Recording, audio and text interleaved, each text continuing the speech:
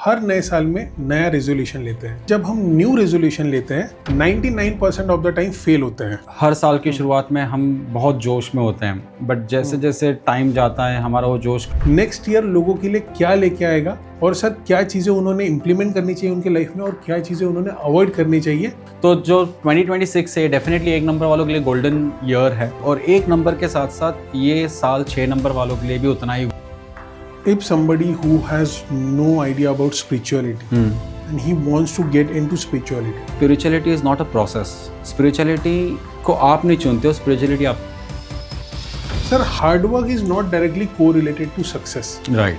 अगर hard work directly correlated नहीं है सक्सेस के लिए तो सक्सेस के लिए कोरिलेटेड क्या है? सक्सेसफुल आप तब नहीं होते जब आप हार्ड वर्क करते हो, सक्सेसफुल आप तब होते हो जब आप सच्चे दिल से कुछ करते हो। सोशल मीडिया हमारे लाइफ को बेटर बना रहा है या फिर वो एंजाइटी बढ़ा रहा है? ठीक है, सोशल मीडिया में मैं बोलूँगा सोशल मीडिया एक लाइफ चेंजिंग टूल भी है, because for people like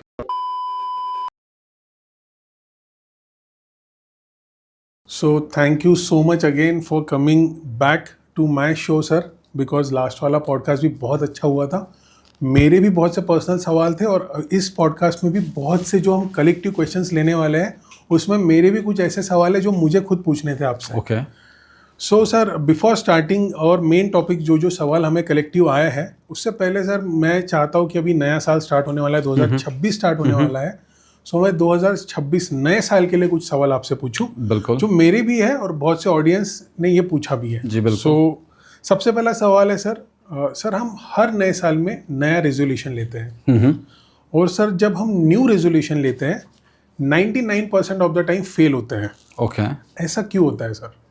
alright, well जवाब देने से पहले सबको मेरी तरफ से Radhe Radhe and thank you so much Nikhil for calling me again on the podcast. ये हर साल होता है, हर साल इंसान सोचता है कि मैं इस साल ये कर दूंगा वो कर दूंगा। हर साल की शुरुआत में हम बहुत जोश में होते हैं, बट जैसे जैसे टाइम जाता है हमारा वो जोश कम होता है और फिर हम हमारे ही कमिटमेंट्स पे फेल होते रहते हैं। जी। तो ऐसा होने मतलब हमारे कमिटमेंट्स पे हम फेल होते हैं, रेजोल्यूशंस हम पूरे नहीं कर पाते, इसके मल्टीपल रीजंस हैं। वन ऑफ द रीज़न ये कि वी लैक कंसिस्टेंसी।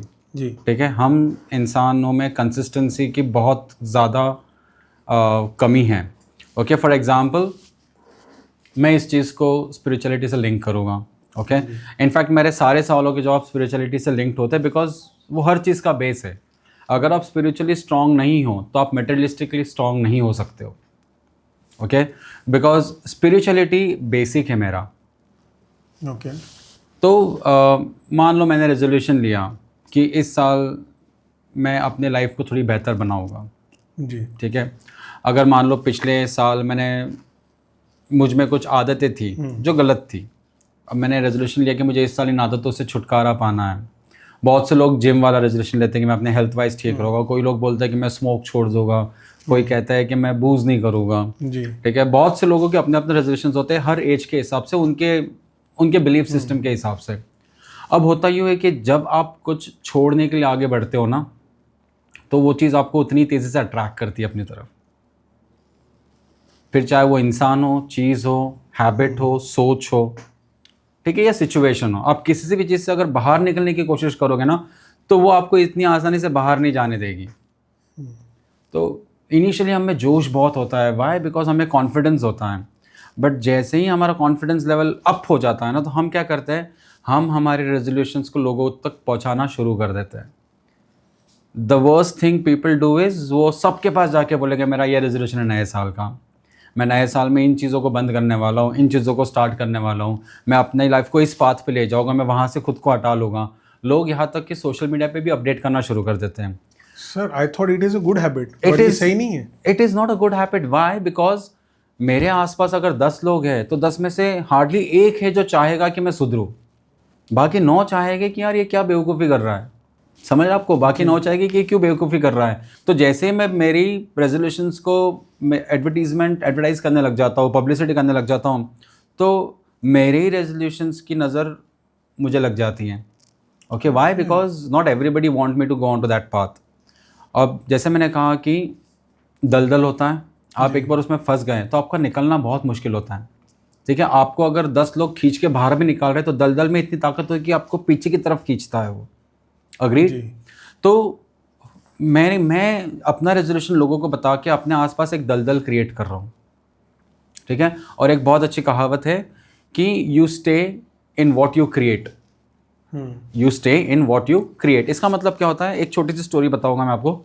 एक कारपेंटर होता है, वो कारपेंटर अपने बॉस के पास जाता है, वो बोलता है कि मैंने बहुत सालों तक आपके साथ काम किया, अब मुझे काम नहीं करना है, मुझे हमेशा के लिए काम छोड़ना है, अब मुझे अपनी लाइफ में आराम करना है, अब मैं और काम नहीं कर पाऊँगा। तो कारपेंटर उनको बोलता है कि ठीक है, अग्रीड, मैं आपको रिलीज़ कर दूंगा, बट आप मेरा एक आखिरी काम कीजिए। तो कारपेंटर बोलता है क्या? बोले आप मेरे लिए एक घर बना दीजिए, एक आखिरी घर बनाइए आप, उसके बाद में आप छोड़ सकते हो हमेशा के लिए जॉब। तो कारपेंटर ना चाहते हुए भी हाँ बोल देता है कि ठीक है मैं बना दूंगा।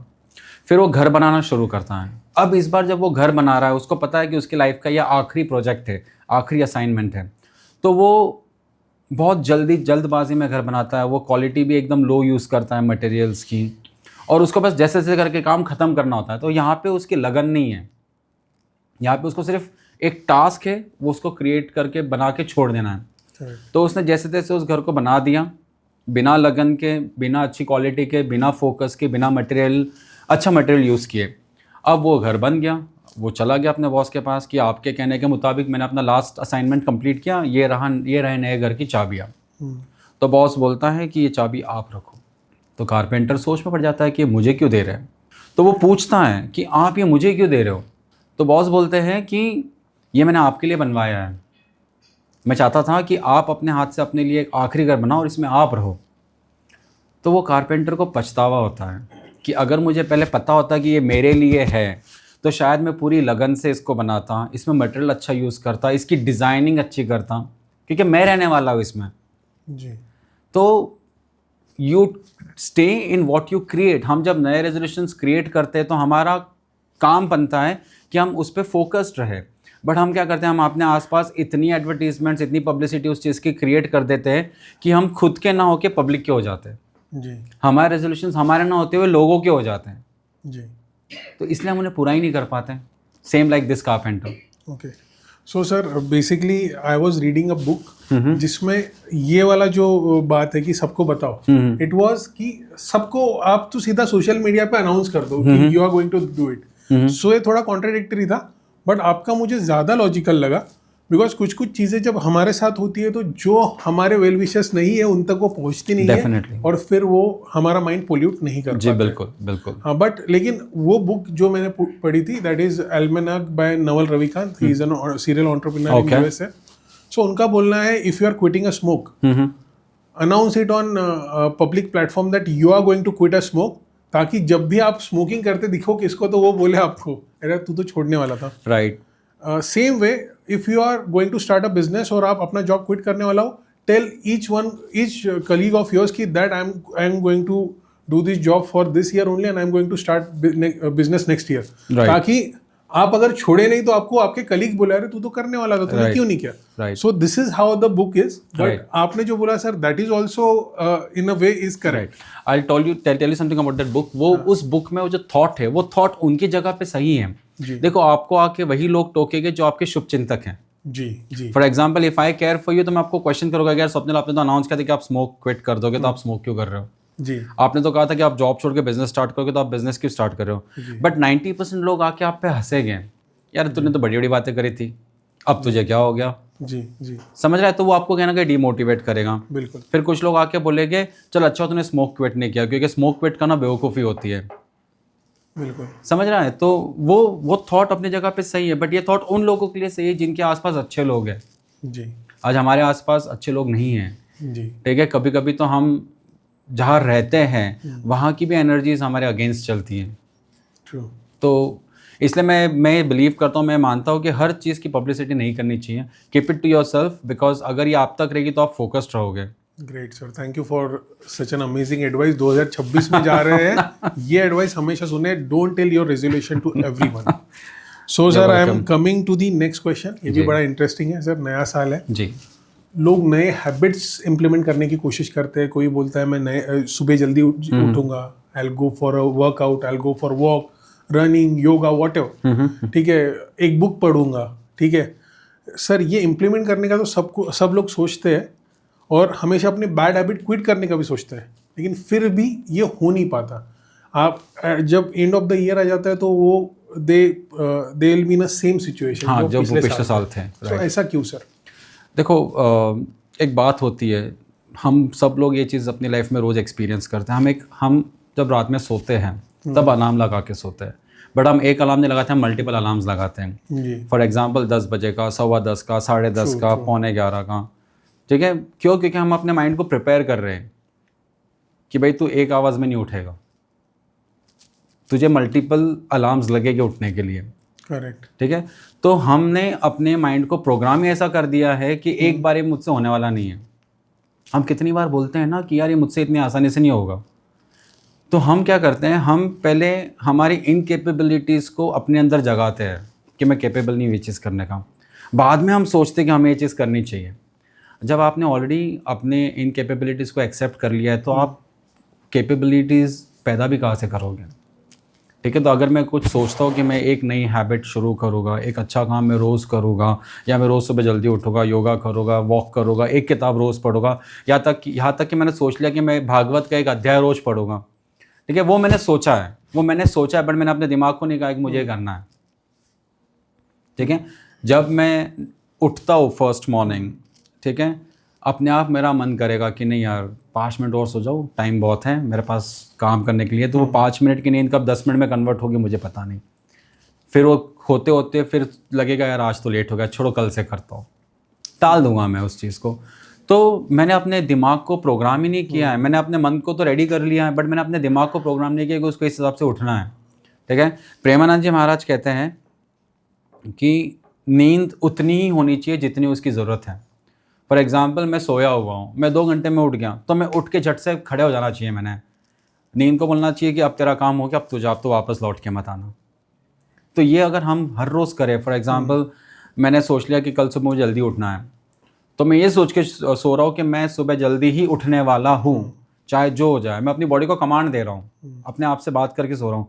तो डेफिनेटली नेक्स्ट डे जब मेरा अलार्म बजेगा फर्स्ट वाला, मैं तब उठ के खड़ा हो जाऊँगा। मुझे नहीं फील होगा कि मैंने वापस सोना चाहिए। वाई? बिकॉज मैंने अपनी बॉडी को कमांड दिया है। ओके, हम आजकल ना लाइफ में हर चीज़ को हम ये समझने लग गए कि हमारे पास अच्छी चीज़ों के लिए बहुत टाइम है। फॉर एग्ज़ाम्पल आप किसी को बोलो कि यार ये काम बहुत अच्छा है, मतलब आप रोज़ मंदिर जाया करो, आप ये किया करो, आप अरे ये कोई उम्र है करने के लिए, मेरे पास लाइफ पड़ी है करने के लिए। बट गलत चीज़ हम इमीडिएटली इम्प्लीमेंट करते हैं जी, ठीक है। अगर आपको अच्छी आदतें छोड़नी होगी तो आप इमीडिएटली छोड़ दोगे, बट आपको वही अच्छी आदतें अपनी लाइफ में लानी होगी तो आपको बहुत डिफिकल्टी होगी। तो it's all about programming your mind, telling yourself what you want, ठीक है। If you don't tell yourself then you will never be able to do it. किसी और को मत बताओ, खुद को बताओ। जब आप खुद को बोलोगे तो आपका मन आपको प्रेरित करेगा उस चीज़ को करने के लिए, मोटिवेट करेगा, इंस्पायर करेगा। हम खुद को नहीं बताते, हम दुनिया को बताते हैं जी।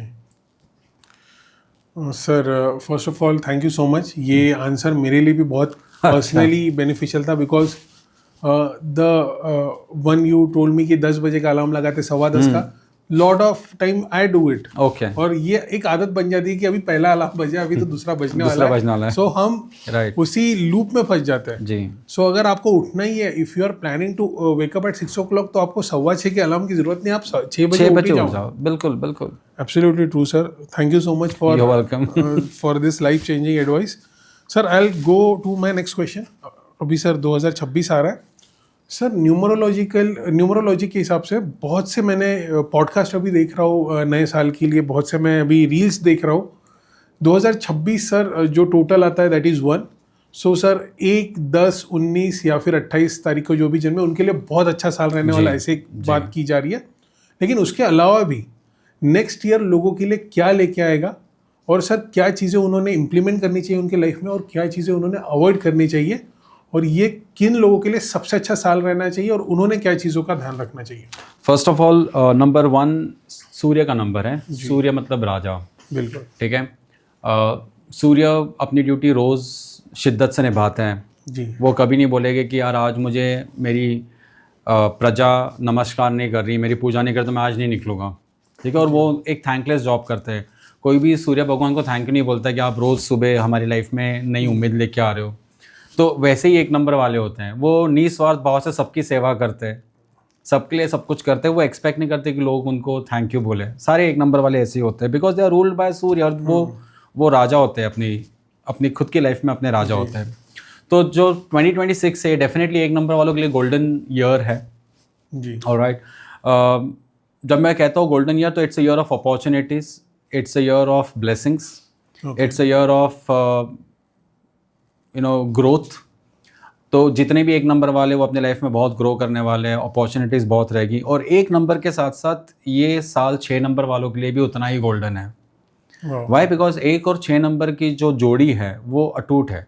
6 नंबर शुक्र का है, 1 नंबर सूर्य का है। ओके। ठीक है, तो जो 1 और 6 नंबर वाले वो अपनी लाइफ में सडन प्रोग्रेस देखेंगे। Wow, great. इसके अलावा 3 नंबर वालों के लिए ये साल कुछ ओके रहेगा, बट पिछले साल से बेहतर रहेगा। ओके। और अगर हो सके तो इस पूरे साल में चाहे आपका नंबर कोई भी हो, संडेज को शेव और हेयर कट करना अवॉइड करें। संडेज को बिकॉज संडे सूर्य का दिन होता है, सूर्य देव का दिन होता है। उस दिन अगर हम हेयर कट या शेव करते हैं तो उनका एक तरह से अपमान किया जाएगा। Thank God sir, I usually do it. और मैं 1 नंबर वाला हूँ, तो अभी ये तो अवॉइड करूँगा। 1 नंबर वाला तो लाइफ टाइम अवॉइड करना चाहिए। मैं तो बोलूँ सभी ने अवॉइड करना चाहिए, बिकॉज आपको अगर हेयर कट करनी है, शेव करनी है, ग्रूमिंग करनी है, तो वो हफ्ते में बुधवार और शुक्रवार को ही करें, वेडनेसडे और फ्राइडे, बिकॉज हमारे बालों में सबसे ज़्यादा पाप बसते हैं। तो जब हम उन्हें काटते हैं तो हम हमारे पाप से मुक्ति पा रहे हैं। तो जब हम मुक्ति पा रहे हैं तो हम ये उस दिन अगर संडे करते हैं तो वो सूर्यदेव को हम अर्पण कर रहे हैं, तो वो गलत है, वो अवॉइड करनी चाहिए। ठीक है। अगले साल अगर हो सके तो उठने के बाद आप सूर्य नमस्कार करो। सूर्य नमस्कार मत करना मतलब योगा नहीं बोल रहा हूँ मैं, प्रॉपर जाओ सुबह सुबह अपने घर की बालकनी में सूर्यदेव को प्रणाम करो। अगर जल चढ़ा सकते हो तो जल चढ़ाओ, नहीं चढ़ा सकते हो तो बिना नहाए आप जाके हाथ जोड़ दो, उनको प्रणाम करो, उनको धन्यवाद करो।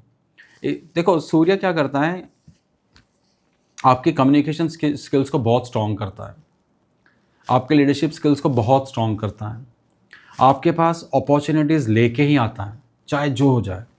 ठीक है, जैसे मैंने कहा सूर्य राजा का नंबर है, तो आप जिस तरह से एक राजा अपनी पूरी प्रजा को लेके चलता है, सूर्य अपने आप में वो स्किल्स लेके आता है, एक सहनशीलता लेके आता है, आप में पेशेंस लेके आता है, आप में एक ठहराव लेके आता है जी। आप किसी चीज़ के पीछे दौड़ते नहीं हो, आप चलते हो, अपनी पेशेंस लेवल लेके चलते हो, अपना भरोसा लेके चलते हो जी।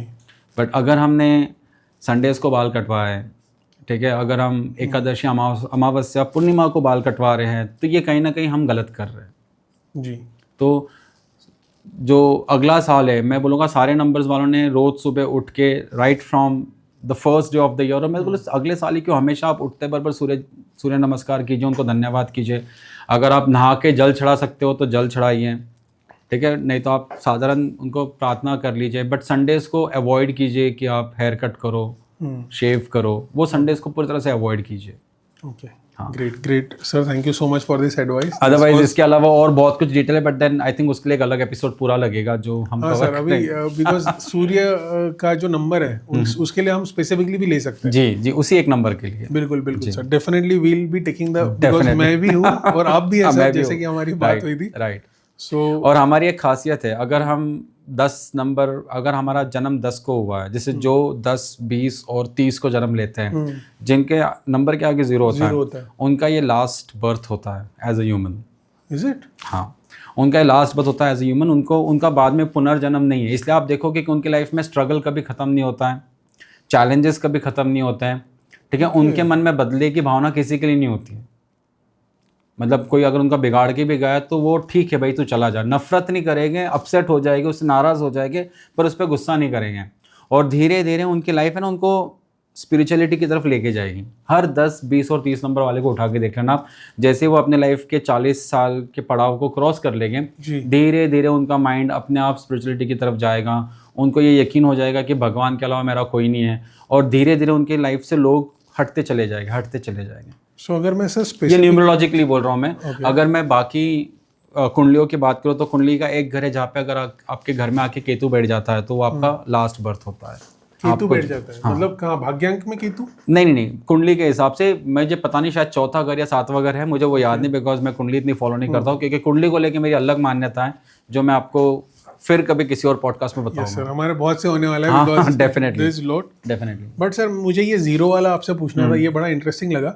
सो अगर ये हमारा लास्ट ह्यूमन बर्थ है जो भी 10, 20 और 30 को हुआ, ऐसी क्या चीज़ें हैं उन्होंने ध्यान में रखनी चाहिए स्पिरिचुअली भी? Because if it is a last birth then it must be in a way कि they live it to the fullest. पहले तो हम ये समझे कि लास्ट बर्थ क्यों है। जी, 0 is a number of infinity. Okay, ठीक है।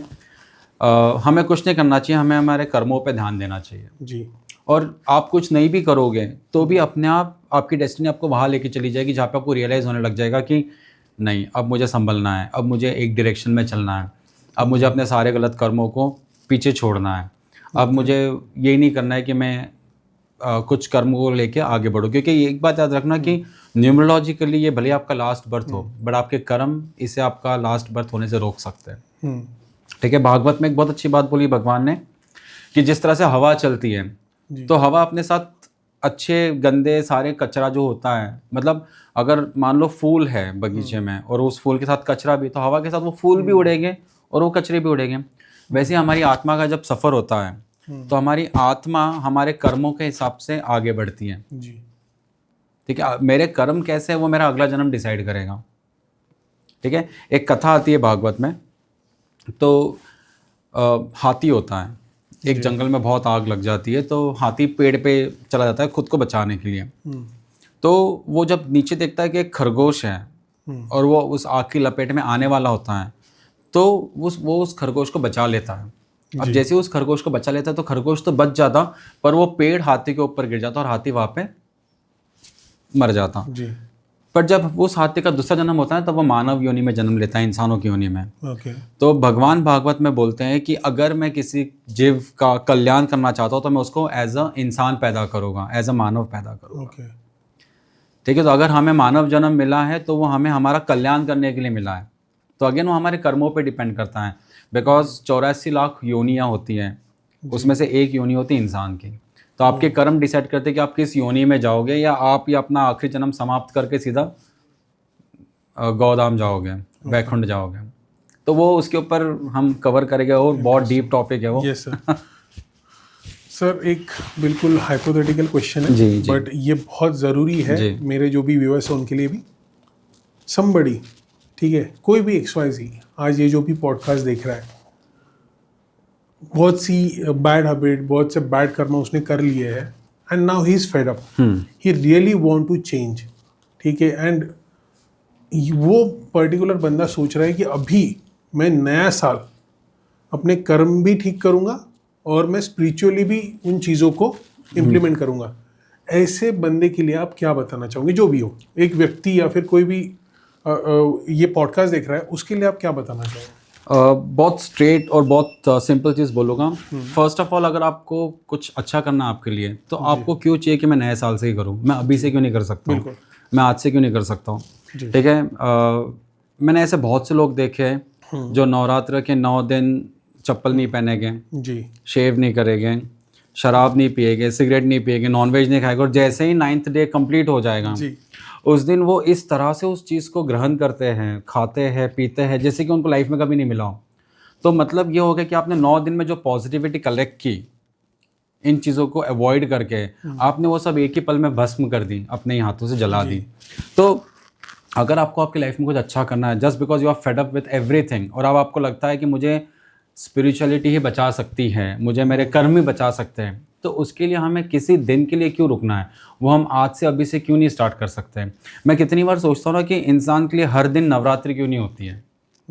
ठीक है, हर रोज़ मंगलवार क्यों नहीं होता? क्योंकि कुछ लोग मंगलवार गुरुवार फॉलो करते हैं। मैं ऑफिस में कितने लोगों को देखता हूँ ना कि यार बिरयानी पार्टी तो मंगलवार तो मैं नहीं खाऊंगा, ठीक है, कल मंगवा लेते हैं। I do the same, तो वो सोमवार नहीं खाऊंगा। राइट, तो वो चीज़ हम अवॉइड क्यों नहीं करते? वो हमारे लिए क्यों नहीं होता? बिकॉज जब आपके मन में ये भाव आ जाते हैं कि अब मुझे सही रास्ते पे चलना है, अब मुझे मेरे कर्मास को सुधारना है, जी, और जब आपको दिखता है कि spirituality is the only way, ठीक है, तो इसका मतलब ये होता है कि आपकी आत्मा जान गई है कि आपको क्या चाहिए।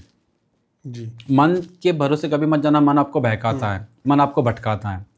जब आपकी आत्मा आपको बोलती है कि यार बहुत हो गया अमित, अब सब कुछ ठीक करना है लाइफ में, ठीक है। और सब कुछ ठीक करने का मतलब ये नहीं होता है कि मुझे इतनी प्रॉपर्टी क्रिएट करनी, इतनी एसेट्स बनानी है। सब कुछ ठीक करना मतलब मुझे मेरे मन की शांति चाहिए। मैंने लास्ट पॉडकास्ट में कहा था every soul has a purpose. जी। ठीक है, जिस दिन आपको आपकी सोल का पर्पस समझ में आ जाएगा उस दिन आप उसकी तरफ चलने लग जाओगे।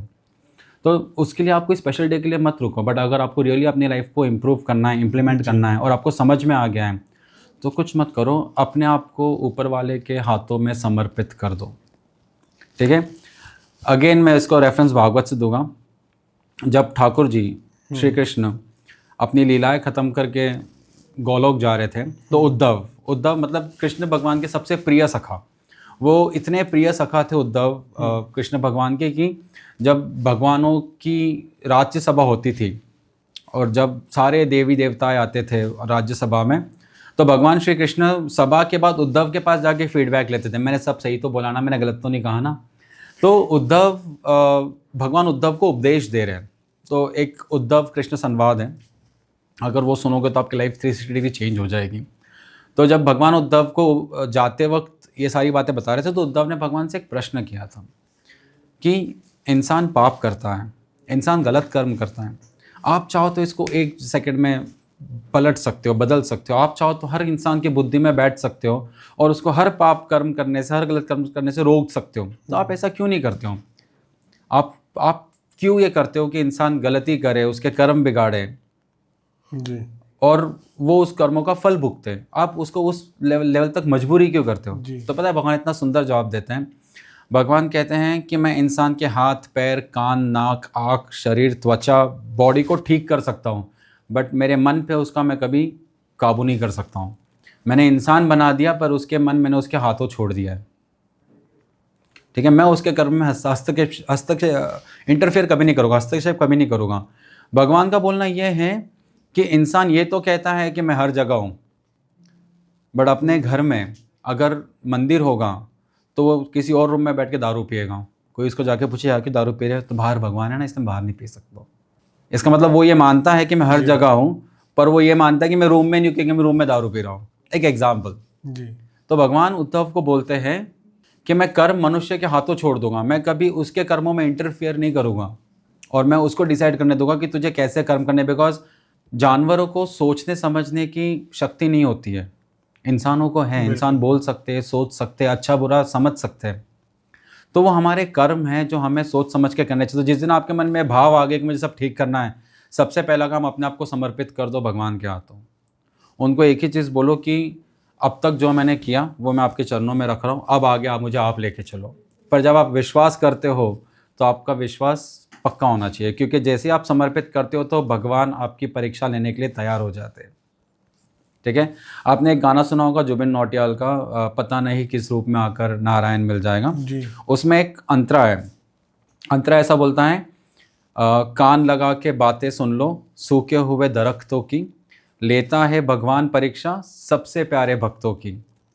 एक प्रश्न है हरि का, जो हरि को धा लगानी है, तेरी भक्ति सोना है या बस सोने का पानी है। कुछ लोग दिखाने के लिए भक्ति करते हैं। तो जब आप अपने आप को समर्पित करते हो ना, तो वो आपकी परीक्षा लेंगे, आपको डिफ़िकल्ट से डिफ़िकल्ट एग्जामिनेशन देंगे, और वो इसलिए देंगे ये जानने के लिए कि आप डर के भागते हो या आप उन पर भरोसा रख के चलते हो। अगर आप डर के भाग गए तो आप कभी वापस नहीं आ पाओगे उनकी तरफ, और अगर आप चल दिए आगे तो फिर आपको कभी गिरने नहीं देंगे वो। तो लोगों के अंदर वो हिम्मत नहीं होती है आगे बढ़ने की, डर जाते हैं लोग बोलते हैं कि यार जब तक मैं गलत काम कर रहा था तब तक मेरी लाइफ सेट चल रही थी, आज जब मैं सुधर गया तो मेरे पीछे इतनी सारी प्रॉब्लम्स आ गई। होता है ना ऐसा? जी, तो वो इसलिए होता है क्योंकि भगवान आपके प्रारब्धों को काट रहे हैं। आपने जो अपने गलत कर्म की किताब ऊपर लिखी उसका एक एक पन्ना फट रहा है। ठीक है, इसके ऊपर एक बहुत अच्छी स्टोरी बोलूँगा इफ़ यू हैव टाइम। बिल्कुल सर, बोल सकते। तो ये स्टोरी अगेन भागवत में आती है। एक राजा थे, वो राजा बड़े ही निर्मोही थे, उनको किसी चीज़ का मोह नहीं था, और उन राजा को अपने पूर्वजों से बहुत बड़ा राज्य मिला, बहुत सारा धन मिला, बहुत कुछ मिला। तो एक दिन वो राजा अपनी रथ में प्रजा के बीच गए, अब वो उनको किसी का हाल जानना नहीं था, वो तो बस ऐसे ही यात्रा पर निकले। तो उनकी राजा के सामने, उनकी रथ के सामने एक पंडित जी आए। ठीक है, एक गोस्वामी जी आए। गोस्वामी जी ने आके बोला, हे राजे, मुझे आप कुछ दान करिए। तो राजा ने कहा कि आप इस नगरी में नए हो, आपको पता नहीं है कि मैं दान धर्म में यकीन नहीं करता हूँ, तो मैं आपको कुछ भी दान नहीं करने वाला हूँ, क्योंकि मैं इन बातों पे यकीन नहीं करता हूँ। तो गोस्वामी जी बोलते हैं कि फिर भी आप कुछ तो दान कर दीजिए। तो राजा ये बोलता है कि मैं नहीं करूँगा दान आपको कुछ भी। उतने में जो घोड़ा होता है रथ का, ठीक है, वो वहाँ पे लीद कर देता है, मतलब पॉटी कर देता है। तो गोस्वामी जी बोलते हैं कि ये तो आपके कुछ काम नहीं आएगा ना, यही मुझे दे दीजिए। तो राजा हंसने लग जाता है। तो राजा उसके सैनिक को बोलता है कि ये उठा के दे दीजिए इन्हें दान में। तो बोलते हैं कि मैं आपके हाथ से लेना चाहूँगा, मुझे आपके हाथ से चाहिए। तो राजा नीचे उतरते हैं, वो अपने हाथ से उनको दे देते हैं। और जैसे वो दान देते तो गोस्वामी जी बोलते हैं कि जो आपने दिया भगवान आपको उसका दुगना दे, तिगना दे, बढ़ाता जाए, इतना बोल के वहाँ से चले जाते हैं। अगले दिन राजा जब नींद में से उठते हैं तो उनके महल में बहुत गंदी बदबू आती है पूरे महल में। जब वो झांक के देखते तो उनको दिखता है कि वही लीद घोड़े की उसका पहाड़ बन चुका है उनके महल के बाहर। तो अपने सैनिकों को बुला के उसको साफ़ करवाते हैं। साफ़ कराने के तुरंत बाद वो बढ़ता जाता है। तो हर दिन वो बस बढ़ते ही चला जाता है, बढ़ते, मतलब रोज़ साफ़ होता है। जैसे आज आपने 1 लेयर साफ़ किया तो कल 2 हो जाएंगे, कल 2 लेयर साफ़ किए तो परसों 4 लेयर हो जाएंगे। इससे वो बढ़ते ही जा रहा था। तो राजा परेशान कि ये क्यों हो रहा है मेरे साथ में, बिकॉज अब उसकी दुर्गंध इतनी हो गई थी कि घर में, महल में, हर चीज़ में उसकी बदबू आने लग गई थी। तब राजा को याद आता है कि उन महाराज ने, उन पंडित जी ने मुझे कहा था कि भगवान तूने जो मुझे दिया है, भगवान तुझे उससे ज़्यादा देता ही चला जाए, मल्टीप्लाई होते जाए तेरे साथ। तो वो उन पंडित जी को ढूंढते ढूंढते ढूंढते पहुँचते उनके पास। उनको बोलते हैं कि जब से आपको मैंने वो दान किया है घोड़े का लीद पॉटी, तब से मेरे साथ में ऐसा हो रहा है, तो ऐसा क्यों हो रहा है? तो राजा पंडित जी बोलते हैं कि मुझसे कोई सवाल मत पूछना, बट मैं एक कार्य दे रहा हूँ, उसको ज़रूर पूरा करना। तो बोलते बताइए कौन सा कार्य है? तो वो बोलते हैं कि अपनी बुराई पूरी प्रजा में फैला दो, अपने बारे में कुछ गलत अफवाहें पूरी प्रजा में फैला दो कि पूरी प्रजा आपकी बुराई करे, आपके नाम से, आपका नाम आते ही उनके अंदर एक नफ़रत वाली भावनाएं पैदा हो जाएं और आपके बारे में गलत ही बोलते जाए। तो वो कर देते हैं ऐसा राजा, और सारी प्रजा उनकी बुराई करने लगती है। अब देखते हैं राजा कि जैसे उनकी बुराई फैल रही है तो ये जो पहाड़ था वो पूरा साफ़ हो गया। अब वो बिल्ड नहीं हो रहा वापस, अब वो हमेशा के लिए जा चुका है। अब राजा एकदम आश्चर्य हो जाते हैं, आश्चर्यचकित हो जाते हैं। वो फिर से जाते हैं पंडित जी के पास, बोलते हैं कि आपकी कृपा से ये संकट तो गया मेरा, पर मैं अभी आपसे एक सवाल पूछ सकता हूँ? तो पंडित जी बोलते पूछिए। बोले ऐसा क्या हुआ कि मेरी बुराई होने के तुरंत बाद ये मेरे पहाड़ जो था ये चला गया? तो पंडित जी बोलते हैं कि जब लोग आपकी बुराई करते हैं ना तो आपके प्रारब्ध को काटते हैं, मतलब आपके गलत कर्म वो अपने सिर पे ले लेते हैं और अपने अच्छे कर्म आपको दे देते हैं। ओके। तो वो लीद का पहाड़ कम होना मतलब वो आपके प्रारब्धों को, आपके गलत कर्मों को काट रहे थे। तो आज से जो आपकी बुराई करें उनका धन्यवाद करो। क्यों? क्योंकि वो आपका रास्ता क्लियर कर रहे हैं, आपके कर्मों को साफ कर रहे हैं। वाह। तो इसलिए अगर मैं डिसाइड करता हूँ कि मुझे मेरे कर्म साफ करने हैं तो मुझे ये चिंता नहीं होनी चाहिए कि कोई मेरे बारे में क्या बोल रहा है। जी। हाँ, मुझे एज ए इंसान मुझे बुरा लगता है, पर at the end of the day मैं क्या करता हूँ, मैं ठाकुर जी के, मैं इनके चरणों में छोड़ देता हूँ कि भाई आप संभाल लो, मुझे नहीं कुछ करना। तो इसलिए मैं कहता हूँ कि अगर आप डिसाइड कर रहे हो कि आप अपने कर्मों को साफ करोगे जी। और जब आप इस प्रोसेस पे चलते हो तो आपको रोकने वाले लोग बहुत आएंगे, आप पे हंसने वाले लोग बहुत मिलेंगे आपको, आपके ऊपर उंगली उठाने वाले लोग भी मिलेंगे आपको। हंसते हंसते उनको अपनी लाइफ से जाने दो। वाह। नहीं sir, such an enlightening story. and काफी then interesting. and then you will see a new yourself, you know. Great. वाह, amazing sir. Sir now I am coming to the, अभी 2026 की तो बहुत सी बातें होगी कि नए साल में हम क्या करने वाले हैं। Sir just a question, if somebody who has no idea about spirituality and he wants to get into spirituality, so उसका सबसे पहला स्टेप क्या है? First of all, spirituality is not a process. Okay. ठीक है, अगर आप कोई प्रोसेस को फॉलो करो तो आप एक कदम बढ़ाओगे। जी। स्पिरिचुअलिटी को आप नहीं चुनते हो, स्पिरिचुअलिटी आपको चुनती है। जी। ठीक है, मैं एक छोटा सा पर्सनल और रियल एग्जांपल देना चाहूँगा, इफ़ यू डोंट माइंड। बिल्कुल सर। तो मेरे ऑफिस में मेरे एक फ्रेंड है। ओके, वो मुझसे उम्र में बड़े हैं, मैं उनको अपना बड़ा भाई मानता हूँ और मैं उनको अपना आदर्श भी मानता हूँ। ठीक है, वो मेरे काफ़ी क्लोज है। तो वो स्पिरिचुअलिटी में बिल्कुल भी यकीन नहीं करते थे, मतलब भगवान के नाम से आप कुछ भी बोलो तो उन्होंने कभी उसका मजाक नहीं उड़ाया, बट उनको कभी यकीन नहीं हुआ। हाँ, वो ये मानते थे कि है ऐसी पावर, ऐसी शक्ति एग्जिस्ट करती है, बट वो एक होता है ना कि बिलीफ सिस्टम उनका नहीं था। जी लास्ट ईयर हम लोग दिल्ली गए थे। जी मैं काफ़ी टाइम से उनको बोला था कि मुझे वृंदावन जाना है, तो उन्होंने वृंदावन का ट्रिप प्लान किया था पिछले साल 2024 में 5 दिसंबर के करीब। तो हम दिल्ली गए थे। तो हम दिल्ली में एक हफ़्ता थे और वो उस बीच हम वृंदावन भी होके आए थे कुछ दिनों के लिए। अब वृंदावन मेरे लिए तो वो इमोशन है, तब भी था। उनके लिए वो एक ट्रिप थी कि भाई अमित के साथ मैं भी हो आता हूँ। और मुझे पता है कि जब ऊपर वाला आपको चुनता है ना, तो वो 2 काम करेगा आपके साथ। अगर उसे आपका कल्याण करना होगा ना, तो या तो वो आपके मन में भाव प्रकट कर देगा कि आप अपना कल्याण खुद कर लो, या तो वो अपने ही किसी वैष्णव से, हरिजन से आपको मिलवा देगा और उसके साथ रहते ही आप अपने आप बदल जाओगे। हम कहते हैं ना संगत का असर, सत्संग वर्ड यूज़ करते हैं, तो वो बहुत मैटर करता है। आप एक हफ्ता किसी के साथ रह के आ जाओ, आप उसके जैसे बन जाओगे जी। अगर उसकी एनर्जीज, उसके वाइब्स आपसे ज़्यादा स्ट्रॉन्ग है तो। ठीक है। तो उस ट्रिप में ये हुआ कि उनके लिए तो वो एक ट्रिप थी, उनके लिए ये था कि भाई ये जा रहा है, इसके साथ मैं चला जाता हूँ, बट मेरे लिए वो एक इमोशन था। ओके। ठीक है। जब हम वहाँ से आए तो धीरे धीरे ना उनकी और मेरी सोच बहुत अलग थी, हम दोनों की मानसिकता बहुत अलग थी। धीरे धीरे हम दोनों की मानसिकता एक होने लग गई। आजकल हम लोगों को बोलते हुए सुनते हैं कि he is not of my type, ये मेरे टाइप का नहीं है। जी। तो टाइप एक दूसरे का मिले ना मिले, सोच मिलनी चाहिए, मानसिकता मिलनी चाहिए, वो ज़रूरी है। जी। ठीक है। हमारी मानसिकता एक बिल्कुल नहीं थी।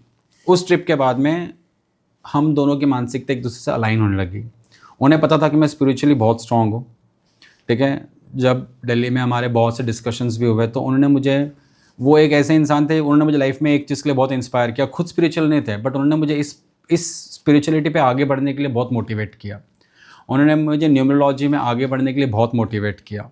उन्होंने मुझे इस कदर मोटिवेट किया कि वो चाहते थे कि मैं इस चीज़ को इस तरह से आगे बढ़ाऊँ कि लोग सुन के ही उस पथ पे चलने लगे।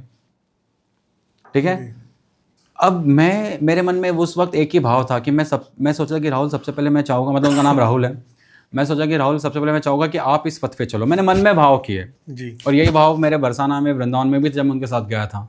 आप यकीन नहीं करोगे, उस ट्रिप के बाद में वो धीरे धीरे धीरे धीरे धीरे धीरे इस कदर बदले कि अब वो रोज सुबह 4 बजे बैठ के भागवत करते हैं ब्रह्म मुहूर्त में, एवरी डे भागवत करते हैं।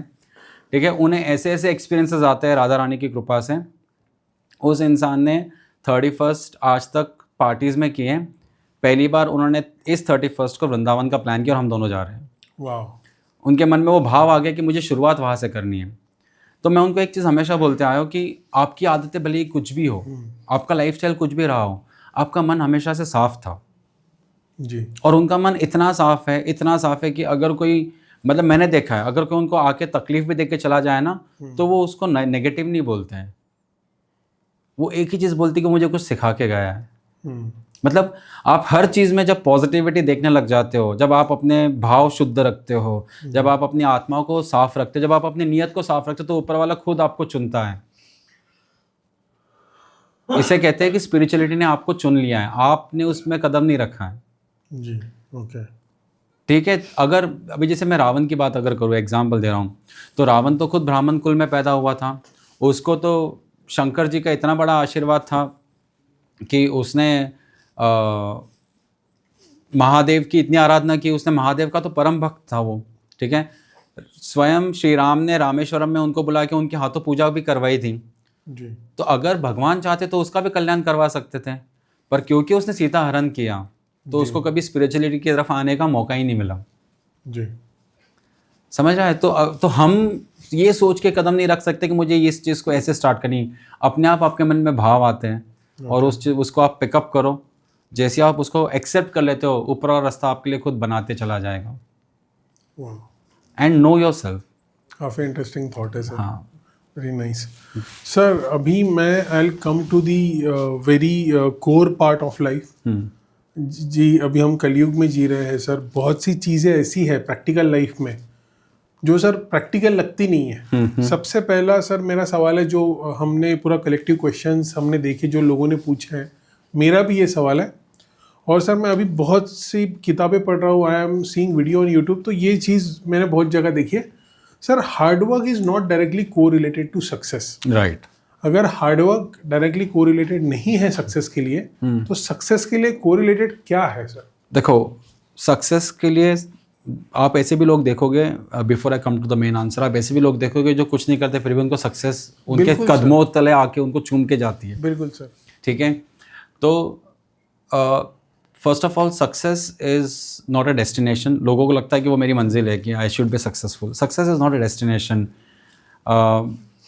दो everybody wants to achieve it, even मैं भी चाहता हूँ कि मैं सक्सेसफुल हूँ, but then it's a never ending process according to me. It's not a destination, it's a process. Successful आप तब नहीं होते जब आप हार्ड वर्क करते हो। जी। सक्सेसफुल आप तब होते हो जब आप सच्चे दिल से कुछ करते हो। ओके। ओके, अगर मान लो एक एग्जांपल देता हूँ मैं, अगेन ये एग्जांपल थोड़ा सा डिफरेंट होगा। एक बंदा था, ठीक है, उसे किसी ने बोल दिया कि आपको अगर लाइफ में सक्सेसफुल बनना है तो आप किसी को अपना गुरु बना लो। तो उसका एम यही था कि मुझे सक्सेसफुल बनना है, तो उसने जाके किसी को अपना गुरु बना लिया। अब वो गुरुजी के पास गया, उसने गुरुजी को पूछा कि मुझे सक्सेसफुल बनना है, जी। तो आप मुझे कुछ सक्सेस मंत्र दो, गुरु मंत्र दो, जिससे मैं सक्सेसफुल हो जाऊँ। क्योंकि आजकल लोग वही करते हैं, सक्सेस अचीव करने के लिए लोग पूजाएं करते हैं, पंडित जी के पास जाते हैं, बाबाओं को फॉलो करते हैं, बहुत कुछ करते हैं। जी। तो इन्होंने वही किया। तो गुरु जी ने कहा कि आपका एक ही गुरु मंत्र है। तो बोले क्या? बोले आप रोज़ पक्षियों को दाना डालोगे। ओके। अब ये इसे मन में लगा कि ये कैसा गुरु मंत्र है, इससे मैं सक्सेसफुल कैसे होगा? रोज़ कबूतरों को दाना डाल के मुझे सक्सेस कहाँ से मिलेगी? बट फिर इसके मन ने इसको कहा कि अगर गुरु आज्ञा है तो करनी चाहिए। तो ये गुरु आज्ञा मान के करने लग गया, तो रोज़ दाने डालने लग गया। अब धीरे धीरे कबूतरों का झुंड बढ़ता गया, क्योंकि कबूतरों को पता था कि इस टाइम पे इस जगह पे दाना मिलने वाला है। तो झुंड बढ़ता गया, तो इसकी भी डालने की कैपेसिटी बढ़ती गई। जैसे आज 1 किलो, कल 2 किलो, 10 किलो। तो एक दिन क्या हुआ कि राधा रानी ने कृष्ण भगवान को बोला कि आज मेरा हंस विहार करने का मन है। ठीक है, और हंस उस वक्त अमरनाथ धाम में थे। तो भगवान ने हंसों को आज्ञा की कि हमारे श्री जी के लिए आप कृपया करके वृंदावन पधारिए। तो इनकी आज्ञा में हंस वहाँ से निकल गए। अब जब वो वृंदावन की तरफ आ रहे थे तो उन्होंने देखा कि इतना बड़ा झुंड पक्षियों का, और वो दाना खा रहा है। तो हंस बहुत खुश हो गए। हंस ने कहा कि हमारी योनि के लोगों को कोई दाना खिला रहा है, मतलब वो बहुत बड़ा कर्म कर रहा है, बहुत अच्छा कर्म कर रहा है। जी। तो वो धरती पर आए और उन्होंने उस दाना देने वाले को देखा। अब ये हंस तो स्वयं भगवान के थे, जी। तभी भगवान के पास जा रहे थे। पर जब उन्होंने उस दाना देने वाले को देखा तो उन्होंने तुरंत ब्रह्मा जी को आज्ञा की कि ब्रह्मा जी प्रकट हो। हंसों ने, ब्रह्मा जी आए। ब्रह्मा जी आने के बाद में उन्होंने ब्रह्मा जी को पूछा कि इस इंसान की आयु कितनी शेष है? तो ब्रह्मा जी ने बताया कि इतनी शेष है। तो ब्रह्मा जी ने कहा कि जैसे इनकी आयु इतनी शेष हो जाएगी तो इनको आप हंस बनाना, इंसान मत बनाना। तब तक हंस वही रुके, पृथ्वी लोक पर ही रुके। जैसे ही उस इंसान की आयु पूरी हो गई, उन्हें हंस बनाया गया। तो 2 की जगह 3 हंस वृंदावन आए और तीनों हंसों पे बैठ के राधा कृष्ण ने हंस विहार किया। मतलब आप ये देखो कि उसके कर्म ने उसको इस कदर सक्सेसफुल बना दिया कि स्वयं भगवान ने इच्छा प्रकट की कि उनको उसके ऊपर बैठ के विहार करना है। तो ये सक्सेस है। हम क्या करते हैं, हम मटेरियलिस्टिक सक्सेस के पीछे हार्ड वर्क करते हैं। जी। ठीक है, बट आप ये नहीं समझ रहे हो कि मटेरियलिस्टिक सक्सेस हमेशा नहीं रहने वाली हैं, वो एक दिन तो ख़त्म होगी। बिल्कुल। ठीक है, तो आप हार्ड वर्क सक्सेस के लिए मत करो, आप हार्ड वर्क अपने लिए करो। जब मैं खुद पे काम करने लग जाऊंगा तो मेरे पीछे ग्रोथ, सक्सेस, माया, पैसा सब अपने आप आने लग जाएगा। ठीक है, मेरे मतलब आई एम सॉरी टू से दिस, बट आजकल है ना, हम लोग एक रेस में हैं। रैट रेस में, बट हमारी रेस है ना खुद के साथ नहीं, हमारे आसपास वालों के साथ है। बिल्कुल सर। ठीक है, मैं तो इवन सड़कों पे देखता हूँ, कितनी बार मैं ऑफिस ड्राइव करता हूँ ना, अगर थोड़ी सी मैंने स्पीड बढ़ाई तो बाजू वाला मुझसे डबल स्पीड में बाहर निकलेगा। उसको पता नहीं कहाँ से ये लगता है कि यार ये मुझसे कॉम्पीट कर, जबकि मुझे तो किसी से कॉम्पीट करना ही नहीं है। तो लोगों ने सक्सेस को वैसा बना दिया है, और आप जितनी जल्दी उसकी तरफ दौड़ना चाहोगे, दौड़ोगे ना, उतनी ही दूर वो आपसे चली जाएगी।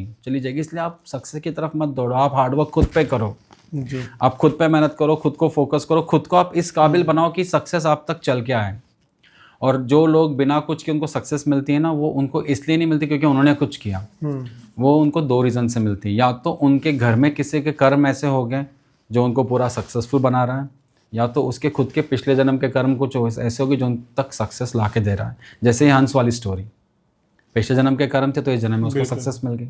जी जी। ठीक है। और तीसरी चीज़ ये होती है कि ग्रह नक्षत्र का भी इसमें खेल होता है।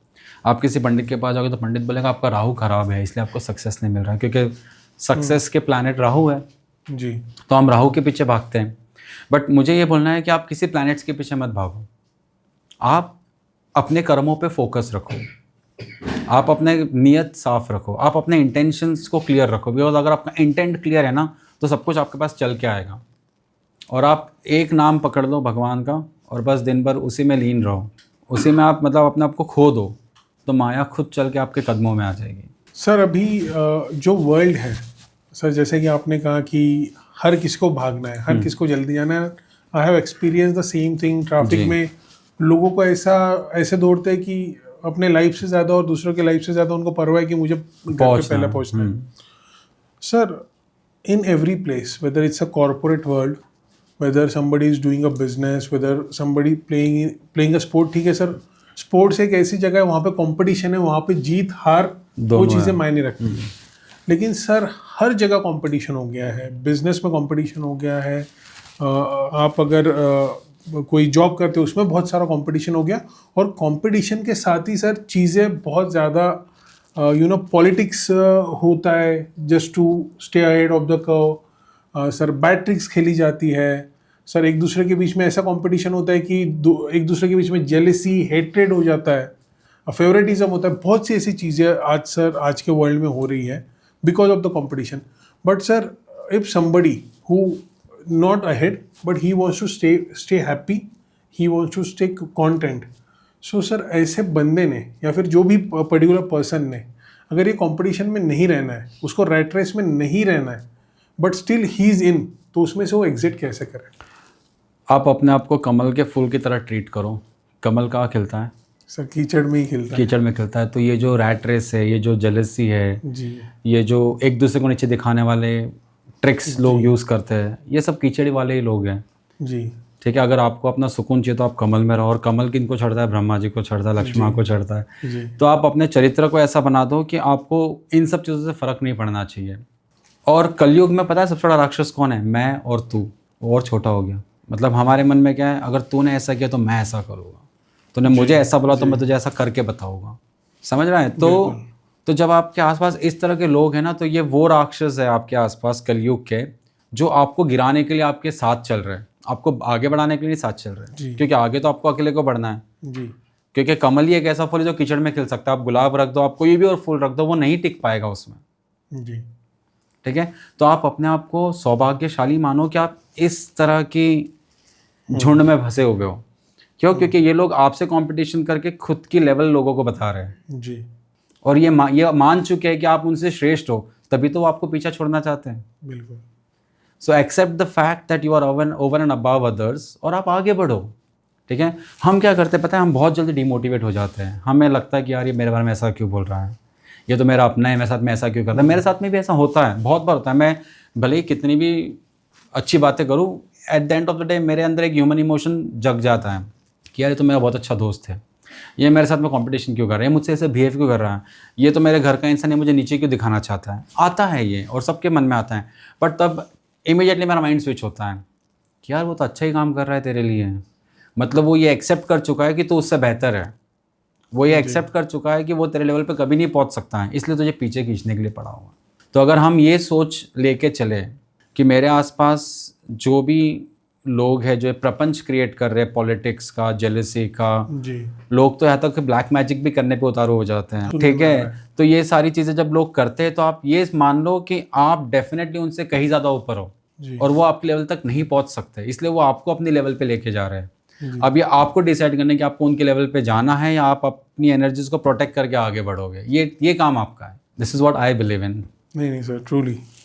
लेकिन सर कभी भी तभी भी मैं ऐसा देख पाता हूँ कि बहुत से लोगों को ये चीज़ें पता होती है, बट स्टिल लोगों को पता होती है वो अलग है, लेकिन लोग इम्प्लीमेंट नहीं करते। They want to get into that fight, they want to get into that हाँ पॉलिटिक्स। राइट, तो वो इसलिए इम्प्लीमेंट नहीं करते because of one simple reason. Like मैंने कहा कलयुग का सबसे बड़ा राक्षस है मैं और तू, तो मेरे ईगो पे आ गया, तूने मेरे बारे में ऐसा किया। जी और जहाँ बात ईगो की आ जाती है वहाँ पे आदमी की सोचने समझने की ताकत खत्म हो जाती है। ओके अगर इंसान से लड़ने के बजाय हम अगर ठाकुर जी को जाके बोले कि मुझसे अगर ऐसे कर्म हुए हो गए तो मुझे माफ़ कर दो, पर मेरे मन को ऐसा बना दो कि मैं इन लोगों के बारे में ना सोचूं, जी मैं बस आपके दिए हुए इस जीवन के बारे में सोचूं और आगे बढ़ूं। वो अगर समर्पण की भावना आ गई आपके अंदर और आप अगर उतनी शुद्धि से आप इनको अपना सब कुछ मान लोगे, then it will not matter to you. But आजकल लोगों के अंदर ईगो उनके दिमाग में बैठा हुआ रहता है, जी ट्रू। ठीक है। And ego is nothing but आपके अंदर बैठा हुआ कलयुगी राक्षस है, क्योंकि ईगो हमेशा आपको दूसरों से खुद ब खुद कंपेयर करवाता है। तूने मुझे ऐसा बोला तो मुझे ऐसा बोल कैसे कर सकता है। और आजकल तो लोग आपको ऐसे भी देखने को मिलेंगे कि अगर आप किसी के शुभ चिंतक हो और आपने उसकी चिंता करते हुए उसको कुछ अच्छा बोल दिया तो आप उसके लिए बुरे बन जाओगे, ठीक है। बट अगर मैं किसी का शुभ चिंतक नहीं हूँ बट मैं उसको फंसाने के लिए गलत बोल रहा हूँ तो मैं हमेशा उसके लिए सही रहूँगा। क्यों? क्योंकि उनको वो नेगेटिव एनर्जीज अट्रैक्ट कर रही है, बिकॉज उन्होंने अपने मन को ऐसा बना लिया है कि मुझे नेगेटिव एनर्जीज ही चाहिए। और एक बात याद रखना, अगर आप कीचड़ में गिरोगे तो कपड़े आपके भी गंदे होंगे। जी तो आपके पास दो ऑप्शन है, या तो आप कीचड़ से बच के चलो, ठीक है। ये हो सकता है कि आपके मन में ये 1000 बार सवाल पैदा होगा कि कीचड़ मेरे पीछे पीछे कब तक चलेगा। जी आपके मन में डर हो सकता है कि अगर मैं गिर गया तो, या अगर ये कीचड़ मुझ पे आ गया तो, बिल्कुल कपड़े तो मेरे भी गंदे हो गए। बिल्कुल वो डर हो सकता है, पर वो डर है, वो वास्तविकता नहीं है। जी अब वो उसको सच होना है या नहीं होना है ये आपका मन डिसाइड करेगा। बिकॉज कभी कभी ना हम अपने अंदर ही हार मान लेते हैं, तो हमारे कर्म वैसे ही होते हैं, हमारे एक्शंस वैसे ही होते हैं। बट अगर आप अंदर से ही जीत जाओगे तो आपके एक्शंस, आपकी सोच, आपका हर एक मूव आपका जीतने वाला ही होगा। Sir, thank you for such a wonderful answer. You're welcome. Sir now I want to talk, इससे ही रिलेटेड है सर। सर हमने बात की जेलेसी की, पॉलिटिक्स की, हेट्रेड की। सर और एक चीज़ है नज़र। बहुत से लोग बोलते हैं नज़र लग गई है किसी की, यार बहुत अच्छा कर रहा था और पता नहीं किसकी नज़र लग गई, मेरे साथ अभी बुरा हो रहा है। जी। सर सच में नज़र लगना ये एक बिल्कुल ट्रूथ है क्या? ये एकदम रियलिस्टिक चीज़ है या कि ये सिर्फ लोगों के दिमाग की पैदाइश है? ये 100% सच है, ओके ठीक है। बिकॉज हम जिस यूनिवर्स में रहते हैं वहाँ पे काफ़ी सारी एनर्जीज होती है, जी ठीक है। अभी मैं आपसे बात कर रहा हूँ, हमारी एनर्जीज एक दूसरे से इंटरेक्ट कर रही हैं, ओके। तो जब नज़र लगती है ना तब नेगेटिव एनर्जीज आपके आसपास एक ऑरा क्रिएट कर देती है, और जब वो ऑरा क्रिएट होता है ना तब वो सीधा आपके दिमाग में बैठ के आपसे सारे गलत चीज़ें करवाता है, जी ओके। आजकल लोगों का इतना मतलब ये हो चुका है ना कि वो हर एक चीज़ सोशल मीडिया पे पोस्ट करेंगे, जी हर एक चीज़, नॉट बिकॉज वो खुश है बट बिकॉज उनको दिखाना है लोगों को। जी और सब लोग ये चीज़ देख के खुश नहीं होते हैं, सब लोग ये चीज़ देख के बिल्कुल भी खुश नहीं होते हैं। लोग अपने व्हाट्सएप स्टेटस पे हर छोटी छोटी चीज़ अपडेट करते हैं, ठीक सर है। ये जो सोशल मीडिया वाला है सर, ये हर कोई कर रहा है। एंड सबसे बड़ा रीज़न इसके पीछे मुझे लगता है पीयर प्रेशर। हर पीयर, उनका कोई फ्रेंड है, उनका कोई कलीग है, वो पोस्ट करता है, उसको देख के उनको लगता है मैंने भी पोस्ट करना चाहिए। जी। तो सर इस पे भी मुझे आपसे यही सवाल करना था कि ये कितना सही है? तो जैसे मैंने अपने लास्ट पॉडकास्ट में बताया था, जी पीयर प्रेशर में आके अगर आप कुछ कर रहे हो तो आप खुद को बेवकूफ़ बना रहे हो, ठीक है। आपका वो पीयर आप पे कितना प्रेशर डाल रहा है या आपको कितना उस कंपटीशन को एंटरटेन करना है, ये आपके ऊपर डिपेंड करता है। But at the end of the day नुकसान तो आप खुद ही का कर रहे हो, नुकसान आप खुद ही का कर रहे हो। कल मान लो मेरे कुछ अच्छी चीज़ का एडवर्टीजमेंट करने से मेरे साथ में कुछ गलत हो गया, मुझे नज़र लगी किसी की, तो वो पीयर थोड़ी आके मेरी नज़र दूर करेगा। जो मेरा डैमेज हो गया उसको वो थोड़ी आके रिपेयर करेगा। जी डैमेज तो मेरा हो चुका है जिससे मुझे ही बेयर करना है। अब हो सकता है वो डैमेज मेरे लाइफ टाइम डैमेज हो या शॉर्ट टर्म हो, बट डैमेज है मेरे लिए। जी तो हम क्यों किसी के प्रेशर में आके वो करें जो हमें नेगेटिव एनर्जीज की तरफ अट्रैक्ट करे। ठीक है, बहुत सिंपल सा क्वेश्चन है which we should ask ourselves. Okay, लोग नहीं मानते। अभी मैं आपको बोल रहा हूँ, जब हमारे पॉडकास्ट पोस्ट होगा, जब इसकी रील्स बनेगी, तब उसमें हमें हर तरह के कमेंट्स मिलेंगे। कुछ लोग ये भी बोलेंगे कि यार ऐसा कुछ नहीं होता है, ठीक है। कुछ लोग अपने आप को है ना बहुत कूल प्रेजेंट करने की कोशिश करते हैं बाय सेइंग कि यार ये नज़र वज़र कुछ नहीं होता है, सब मन गढ़ंत कहानियाँ हैं, ठीक है। बट जब उन पे बीतती हैं, जब वो खुद विक्टिम बनते हैं, then they start believing this thing. Okay, और like I said, energies transfer होती हैं। अगर मान लो मैं रोज़ आके आपसे हाथ मिला रहा हूँ, आपकी सोच मेरे लिए सही नहीं है, ठीक है, आपकी सोच मेरे लिए अच्छी नहीं है, तो जब मैं आपसे हाथ मिला रहा हूँ, आपके गले लग रहा हूँ, तो वो एनर्जीज मेरे अंदर आ गई और मैं अपनी पॉजिटिविटी आपको दे दूँगा, ठीक है। तो नज़र उस लेवल तक काम करती है, बट लोग इस चीज़ों को समझते नहीं हैं। दे जस्ट से दैट नहीं, everything is cool, everything is cool. मुझे बताओ, 100-150 लाइक्स के लिए, 50-60 कमेंट्स के लिए आप अपनी लाइफ बर्बाद कर रहे हो। How true is that? Facebook अपना पैसा कमा रहा है, बिल्कुल, ठीक है, इंस्टा अपना पैसा कमा रहा है, हर सोशल मीडिया वेबसाइट अपना पैसा कमा रही है, आप क्या कमा रहे हो? और वो फेक लाइक्स, और लाइक्स इन लोगों के होते हैं जिनसे आप मिलते भी नहीं हो, सालों में एक आध बार मिलते होगे, ठीक है। सिर्फ दिखावे की दुनिया हो जाती है। क्योंकि मैं देखता हूँ, मेरे ऐसे बहुत से फ्रेंड्स हैं जिनके ना थाउजेंड्स एंड थाउजेंड्स फ्रेंड्स है फेसबुक पे, बट जब उसको रियल लाइफ में ज़रूरत पड़ती है तब एक भी आके खड़ा नहीं होता है। क्या मतलब फिर इस लिस्ट का, ठीक है। कुछ लोग होते हैं जो अपने पेरेंट्स को रिस्पेक्ट नहीं करते, बट उनके बर्थडे पे फोटो डालेंगे जी, उनके एनिवर्सरीज पे फोटो डालेंगे, दिल शो इट ऑफ कि मेरा ये चल रहा है। मतलब मैं ये मानता हूँ कि इंसान दोगला बन चुका है, वो एक अलग दुनिया जी रहा है सोशल मीडिया पे, और रियल लाइफ में एक अलग दुनिया जी रहा है। Sir, I was coming to the question of नज़र ओनली अगेन।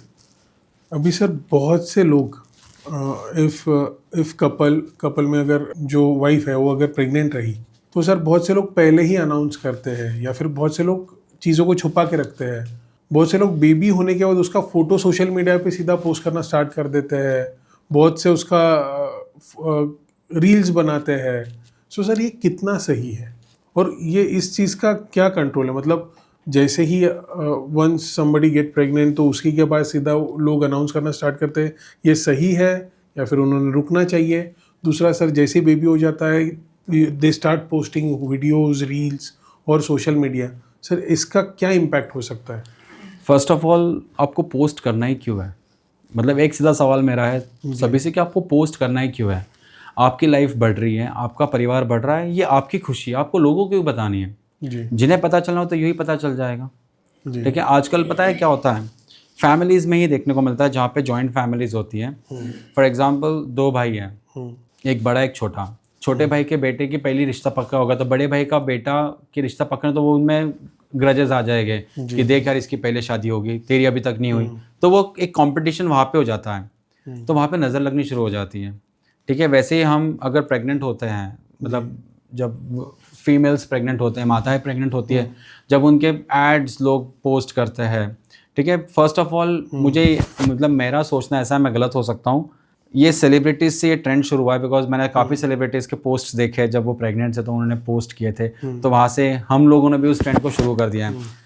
पहली बात तो आपको करना ही क्यों है, बिकॉज आप इस चीज़ को मानो या ना मानो, नज़र इज़ रियल, ठीक है। कुछ लोग मतलब पोस्ट देख के बोलते अरे अभी तो शादी हुई थी, अभी प्रेग्नेंट भी हो गए, ठीक है। नहीं देख सकते लोग आपकी फैमिली को बढ़ते हुए, नहीं देख सकते लोग आपको बढ़ते हुए। जब आप ये पोस्ट करते हो तब आपको नहीं पता कि आप किस तरह की एनर्जीज अट्रैक्ट कर रहे हो जी। और photos plays an important role in नज़र। आपने ये तो सुना होगा कि अपने घर में अगर कोई शांत हो गया है, डेथ हो गई, तो उनकी फ़ोटोज़ रखनी चाहिए, बट आपको पता है कि उनकी फ़ोटोज़ क्यों रखनी चाहिए? नहीं सर। तो उनकी फ़ोटोज़ क्यों रखते हैं पता है? बिकॉज वो हमारे घर के वॉचमैन होते हैं। ओके। उनकी नज़र हमारे घर पे होती है उस फोटोज़ के थ्रू, इर्रिस्पेक्टिव ऑफ उनका रीबर्थ हुआ है नहीं हुआ है, वो कौन सी योनि में जन्म हुआ है नहीं हुआ है, बट वो फोटोज़ में इमोशंस होते हैं, उन फोटोज़ में इमोशंस होते हैं। तो वैसे ही अगर आप जब कोई फ़ोटो पोस्ट करते हो तो वो इमोशन आप पोस्ट कर रहे हो अपना। फॉर एग्जांपल, मैं पापा बनने वाला हूँ, तो मैं अपनी वाइफ के साथ में एक फ़ोटो पोस्ट कर रहा हूँ वेरिन शी इज़ प्रेग्नेंट, तो मैं अपने इमोशंस को लोगों के सामने रख रहा हूँ, और जब वो लोगों की नज़र लगती है तो मेरे इमोशंस को डिस्टर्ब करती है। नहीं करना चाहिए। मैं तो बोल रहा हूँ, बच्चा होने के बाद में बच्चे की फ़ोटो तक पोस्ट मत करो। क्यों करनी है आपको, क्यों बतानी है किसी को?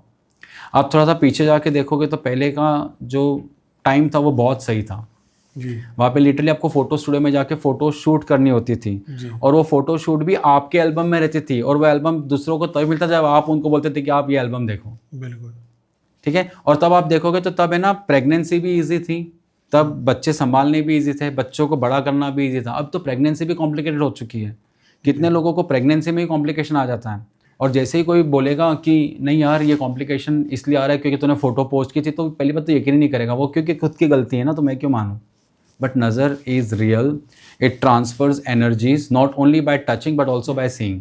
मैं अगर आपको देख लूँ, मैं खुश नहीं हूँ अंदर से, तो मेरा जो थॉट है वो यूनिवर्स में मिक्स होता है और वो नेगेटिव एनर्जी एक ऑरा क्रिएट करके आप तक पहुँच जाती है। सर अभी सबसे इम्पोर्टेंट सवाल, सर सोशल मीडिया अभी सर हर कोई उसको एज अ सोशल एंगल से देखता है कि we need to show our social life to the people.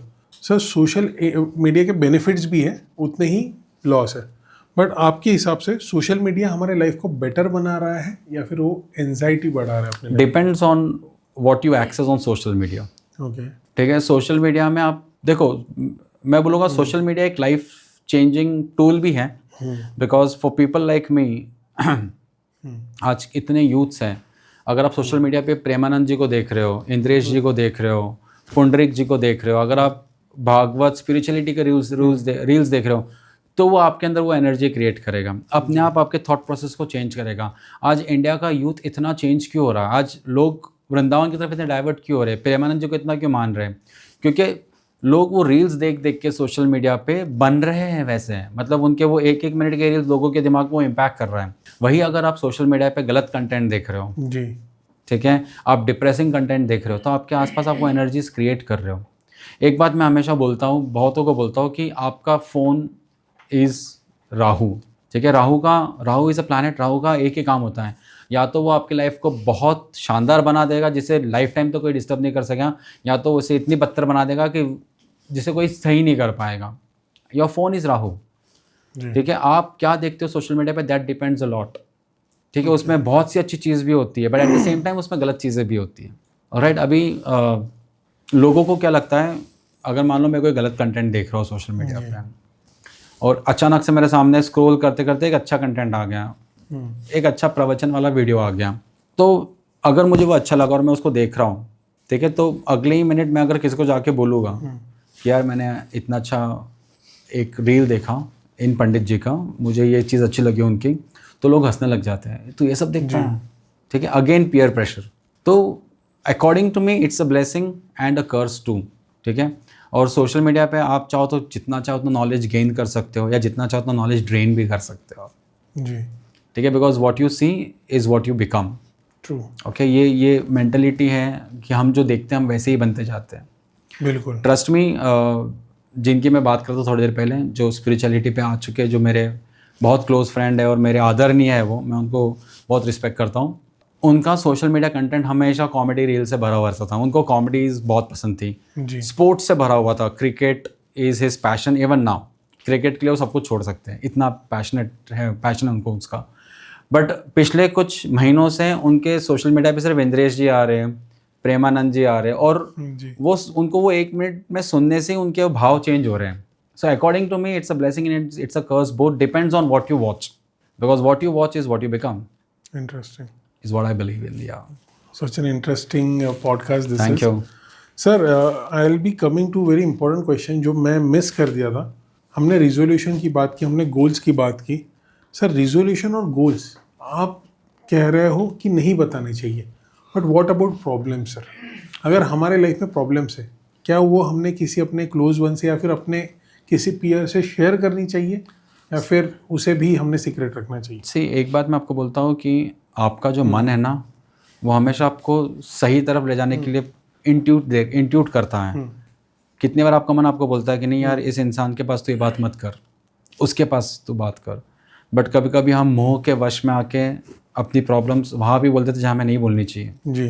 ठीक है, तो आपके आसपास कुछ ऐसे लोग होंगे जो आपकी प्रॉब्लम्स सुनकर प्रे करेंगे कि और बढ़े, बट आपको दिखाएंगे नहीं। लोगों की आदत होती है ना कि रो रो के आपसे सुनते हैं और हंस हंस के दुनिया को बताते हैं जी। ठीक है, तो मैं ये बोलूँगा कि आप अपनी प्रॉब्लम्स किसी के पास मत बोलो, आप अपनी प्रॉब्लम्स इनके चरणों में रखो, इनको बताओ। सोने से पहले एक प्रैक्टिस करो रात में, ठीक है, कि आज पूरे दिन मैंने ये किया, मेरी आज की परेशानी ये है, मैं आपके चरणों में अर्पण कर रहा हूँ। या तो आप मुझे रास्ता दिखाइए, या तो आप मुझे किसी ऐसे इंसान के पास लेके चलिए जो मुझे इस प्रॉब्लम से बाहर निकालने में मेरी मदद करेगा। क्योंकि एक यही है जो आपका भला चाहते हैं। ठीक है, मैं ये नहीं कह रहा हूँ कि हमारी वाइफ या हमारे पेरेंट्स हमारा भला नहीं चाहते, वो भी चाहते भला, बट हमें ये चीज़ माननी चाहिए कि अगर आप उन्हें प्रॉब्लम बताओगे तो पहले तो हम ये देखो कि उनका इमोशनल स्ट्रेंथ कितना है। अगर वो बहुत जल्दी डिस्टर्ब हो जाएगी तो वो आप ही की प्रॉब्लम्स को 10 लोगों से डिस्कस करेंगे just to get an answer to it, not with a negative intention कि भाई कैसे तो कुछ जवाब मिल जाए, कुछ सोल्यूशन मिल जाए। बट यू नेवर नो कि जिन 10 लोगों के पास वो जा रहे हैं वो भी वही चाहते हैं जो आपके वाइफ या आपके पेरेंट्स चाहते हो, अगर वो इमोशनली स्ट्रॉन्ग नहीं है तो। बट अगर वो इमोशनली स्ट्रॉन्ग है तो वो आपको पता है क्या बोलेंगे कि इंसानों के पास मत जाओ क्योंकि हर इंसान प्रॉब्लम्स में घिरा हुआ ही है, इनके पास जाओ जो सोल्यूशन निकाल के दे देगा आपको। तो I believe in that don't discuss your problems with anyone because people may not have the answer, not everybody will have the answer, but अगर उनके पास आंसर है भी तो make sure that they are your people.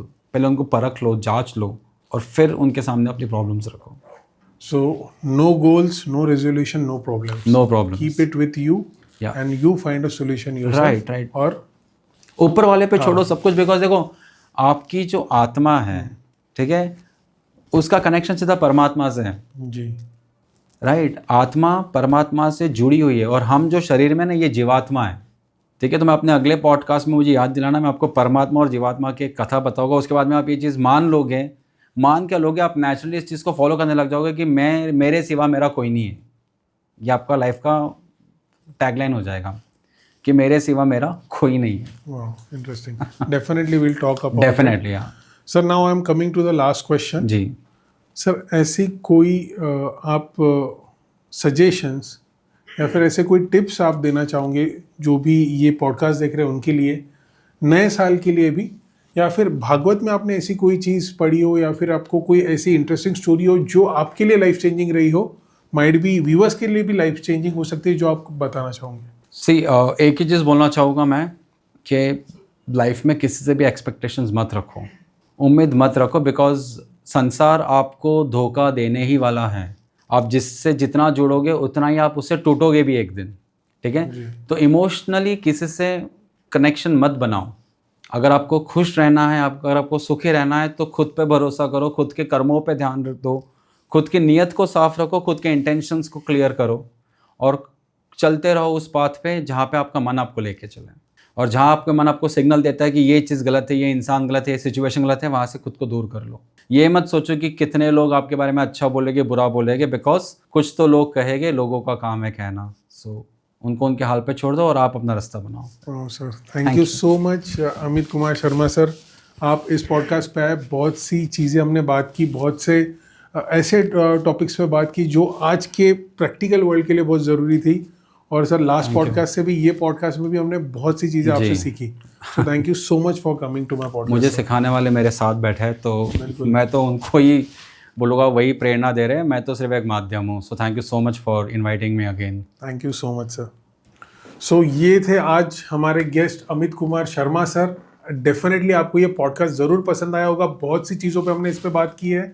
ऐसे कई guest मैं आपके सामने लाता रहूँगा, तो आप मेरे निखिल मावड़े शो इस चैनल को सब्सक्राइब कर सकते हो। So please do like, share, subscribe, comment and also press the bell icon for the latest video. तो चलिए मिलते हैं नए गेस्ट और नए पॉडकास्ट के साथ। This is Nikhil Mawde signing of.